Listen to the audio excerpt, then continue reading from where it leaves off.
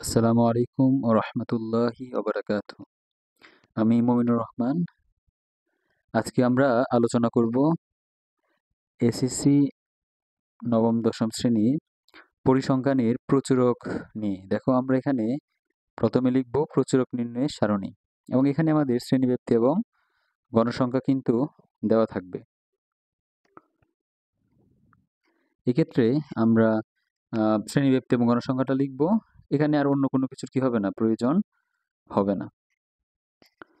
তো তারপর আমরা দেখো আমরা এখানে কি দেখব যে সবথেকে বেশি গণসংখ্যা কার আছে, অর্থাৎ এখানে সবচেয়ে বেশি গণসংখ্যা যেখানে থাকবে ওই শ্রেণীটাই হচ্ছে তোমার প্রচুরক শ্রেণী।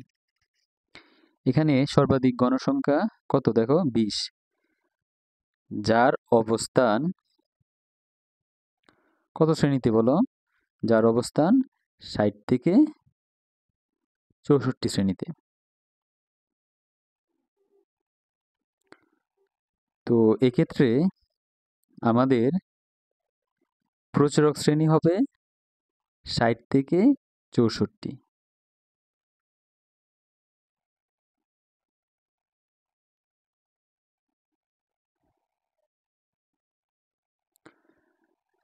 তো এরপর আমরা দেখো এখানে আমরা লিখব, সুতরাং প্রচুরক বলে আমরা প্রচুরকের সূত্রটি লিখব।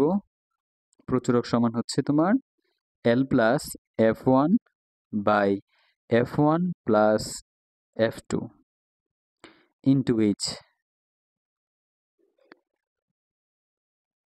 তো এখানে আমরা মানগুলো আগে সাজাই নিব। দেখো আমাদের কি কি মান লাগতেছে, L, F1, F2, তারপর হচ্ছে তোমার H।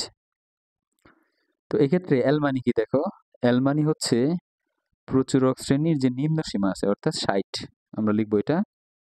এবং F1 মানে কি দেখো, F1 মানে হচ্ছে প্রচুরক শ্রেণী থেকে ওর আগের শ্রেণীর গণসংখ্যাটা আমরা মাইনাস করে দিব, অর্থাৎ 20 থেকে আমরা 10 মাইনাস করে দিব, তাইলে এখানে 10 থাকতেছে।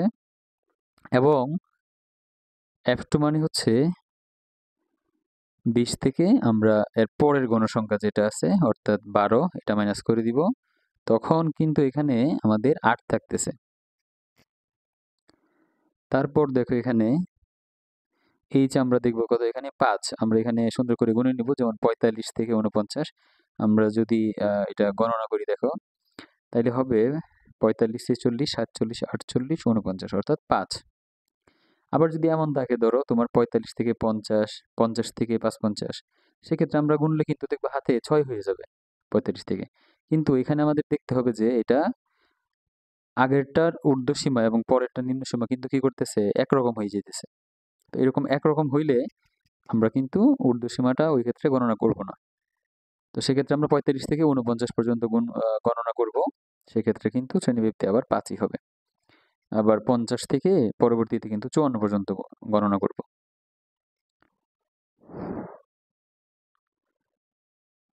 আচ্ছা দেখো, এখন আমরা প্রচুরক নির্ণয় করি, চলো। এখানে সংখ্যাটা খুব খেয়াল রাখবা তুমি, কারণ তোমার শ্রেণীব্যাপ্তি যদি ভুল হয় তাহলে কিন্তু তোমার সম্পূর্ণ অঙ্কই ভুল হয়ে যাবে। দেখো আমরা মান বসাচ্ছি, L সমান 60, F1 সমান 10, তারপরে F1 সমান আবার 10 নিচে, তারপর হচ্ছে 8 গুণ হচ্ছে H এর মান হচ্ছে 5। তো এখানে তোমার 60, 5 আর 10 গুণ দিলে উপরে 50 হবে, নিচে তো 18। তো এখন আমরা 50কে 18 দ্বারা ভাগ করব। সেক্ষেত্রে আমরা কি দেখতেছি দেখো, আমরা দেখতেছি যে তোমার 50কে যদি আমরা 18 দ্বারা ভাগ করি তাহলে আসে হচ্ছে 2.77, অনেকগুলো আসে। তো আমরা পরের সংখ্যা থেকে 1 কমায় আমরা এখানে 1 যোগ করে 8 লিখে ফেলবো, যেহেতু আমরা পরে আর লিখবো না। আমাদের কিন্তু এরকম মানটা আসছিল ক্যালকুলেটরে। তো আমরা যেহেতু দুইটা গড় নিব, তাইলে পরের 3 নাম্বার গড়কে দেখতে হবে আমাকে। সেক্ষেত্রে ওইখানে যদি তোমার কি থাকে, 5 বা 5-এর থেকে বেশি থাকে, তাহলে আগের ঘরের সাথে কি করতে হবে, 1 যোগ করতে হবে। এটা তুমি যেখানেই থামো না কেন, হ্যাঁ। পরের ঘরে যদি 5 বা 5-এর থেকে বেশি থাকে তাহলে কিন্তু আমরা 1 যোগ করে লিখতে হয়। তো এখানে 2.78 আসলো, আমরা এটা বসাইলাম। এরপর আমরা যোগ করে দিলে কত হবে তোমার, 62.78। এই হচ্ছে আমাদের নির্ণয়। তো আমরা এখানে প্রায় লিখে দিব। আশা করি তোমরা এই বিষয়টা ভালো করে বুঝতে পেরেছো। প্রচুরক এমনিতেও খুব সহজ একটা বিষয় দেখো। ধন্যবাদ সবাইকে। আসসালামু আলাইকুম রহমতুল্লাহি ওবরাকাতুহ।